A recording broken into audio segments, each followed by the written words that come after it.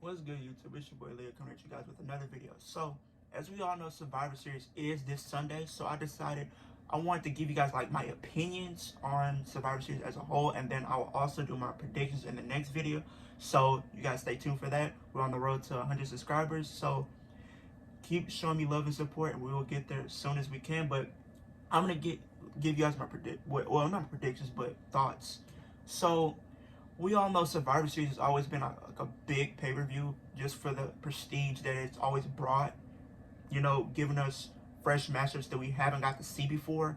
And I feel like that's what it made it always stand out. And it's always been like one of those pay-per-views to where, we always had like, it used to be, I kind of used to have different, team captains and stuff like that before it became like Team SmackDown versus Team Raw. I can't think of the Survivor Series, but I know my favorite team, one of my favorite teams from back in the day was like Team Angle. That was one of my favorite teams. And it always was like one of those things where, you always have your veterans on the team, but you also had your newer stars on the team, and it gave them a chance to be in the spotlight and also like kind of, mix it up a little bit and kind of move up the card a little bit. So I always kind of appreciated for that alone. And I feel like nowadays it's not the same. It doesn't have that same prestige anymore. Back then, this is the thing. Back then, Survivor Series always had stakes to it. Or always gave you a reason to want to tune in to see the match, because you want to say, oh, is this team gonna lose? Is this team gonna win? Can this team get this, or can that team get that? You know what I'm saying? And that's what I liked about it. And then Survivor Series was like, nowadays I don't even see it as one of their big four pay-per-views anymore, because look how they did it this year. Look how they did it. I don't know if this is the first time this has happened, but from my knowledge, this is the first time we actually have a Survivor Series with no build-up, besides one or two matches. Everything else has no build-up, nothing. No hype, nothing. And it's crazy, like, for your big pay-per-view, you should be really promoting this to be one of their biggest pay-per-views of the year, but no. You did the total opposite. The total opposite. Look what they did. You announced the people that were going to be on the teams for Survivor Series on Twitter. You should at least did qualifying matches. Like, now people are not going to care because you just basically just gave people spots that they didn't even earn. Now, if they earned it, that's different, because we can at least say, oh, they earned their spot, not with just given the spot. So, just for that, I don't like that. I'm not a fan of just like, just for that happening. And then the thing is, Survivor Series needs to have stakes to it. And they need to bring that back. Like, okay, like King Xavier said, this is a huge thing they should do. I don't know why they need to take this idea and really do it for years to come, starting this Sunday. If whoever is the winners for their team, they get to be in the Royal Rumble entrance 25 through 30. And then the losers have to enter the Royal Rumble from entrance number 1 to 5. That is great. I like that idea, because it gives them something to fight for than just fighting for brand supremacy. Like, no. Who is, like, come on now. Like, that idea King Xavier said was so great. I like the idea. I might even react to it at some point. I'm not sure yet. But that is a great idea. It gives everybody something to fight for and want to actually be on the team. You know what I'm saying? And the Survivor Series people that's on the team, I mean, they're alright. I feel like I don't really care too much. And then for the Raw side, it's like, okay, so last week Dom was on the team, and basically Adam Pearce came out and said, I want all former WWE champions on the team, and Dominic, you're not a former world champion.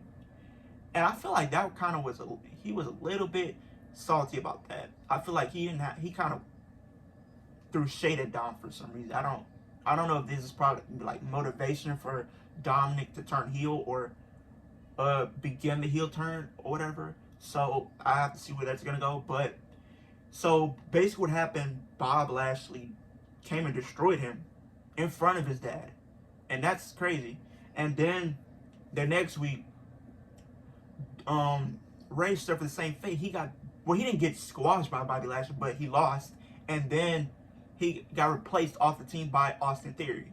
So just for that alone, it just feels like not only you announced the teams on Survivor Series on Twitter, but then you also went back and replaced a couple of the members. I don't understand.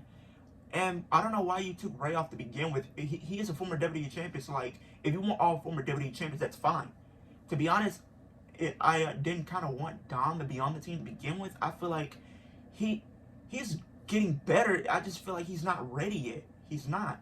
He needs more time, more experience before he can be in a high-profile match like that. And I feel like what should have happened, people might agree with me or disagree with me. Y'all comment down below if you agree or disagree with what I'm about to say. But I feel like Dom should have went to NXT. I feel like let him be in there, go after the NXT Cruiserweight Championship or something. Because I feel like, here's the thing, like, he's always going to be, because the way I see it right now, everybody just talking about him, oh, look at Ray's son. That's all they know him as. They don't know him as Dom, they just know him as Ray's son. And I feel like he needs to stand on his own and make a name for himself before he does anything else. Before he goes any title, he needs to make a name for himself first. So I feel like maybe him turning heel can be a way to accomplish that. I'm not too sure. But if they go this feud, I do want to see this feud. As long as they don't ruin it, I'm good. But that's that. And then on the women's side, for the Raw side, so they did the same thing. They announced, well, all of the teams were announced on Twitter. It wasn't just like Raw and then SmackDown. No, it was everybody. So I feel like the Raw side, they don't have that. It doesn't have depth. The women's division right now doesn't have depth like it used to. Like, so I think the people that's on the Raw side for the Survivor Series is Bianca, Rhea, Liv, Queen Zelina, and Carmella. And then the people that weren't on the team was Nikki, ASH, Doudrop, and Dana. Now, I understand where they were coming from, because I feel like I understand why Doudrop said what she said. Because Bianca, she's been going after the Raw Championship and she's just been losing. So I feel like maybe you should have take a step back. But she's one of the bigger stars, so I guess that's probably why they wanted her in the match to begin with, because they kind of want their bigger stars or more noticeable stars, or the people that they are behind right now in the higher ups. So I guess that's probably one of the reasons why. But Dana also made a good point. She's been there longer than all of them and hasn't had any opportunities yet. Like, I think she signed back in 2013. If I'm not mistaken, it was 2013 or 2014. Y'all comment down, when did Dana Brooke signed with NXT? So she signed back then, and now she's here still and hasn't got any title matches or any of that. And I feel like she said it best. She's tired of being disrespected. And I feel like the thing with her, they need to really, I wouldn't say repackage her, or maybe you can, but she needs something. She needs like a heel turn or something. You know, give her a good feud or something. Maybe because they were kind of teasing it, like in the whole exchange with the people from Survivors that's gonna be in the Survivor Series team and the people that's not. And I feel like they're kind of teasing it, this tension between a couple of them. So what I can see is Liv going after the championship. If they by chance give the championship to Liv, I hope they do, but I doubt that they're probably not going to go with her. But I can also see, if she wins, Dana Brooke can be her first challenger, because that would be a huge match. It's something fresh, it's something new, and can be very exciting. I feel like she's one of those people that can really, if you give her something good, she can run with it. If you give her a good storyline or something great, she can run with it and knock it out of the park.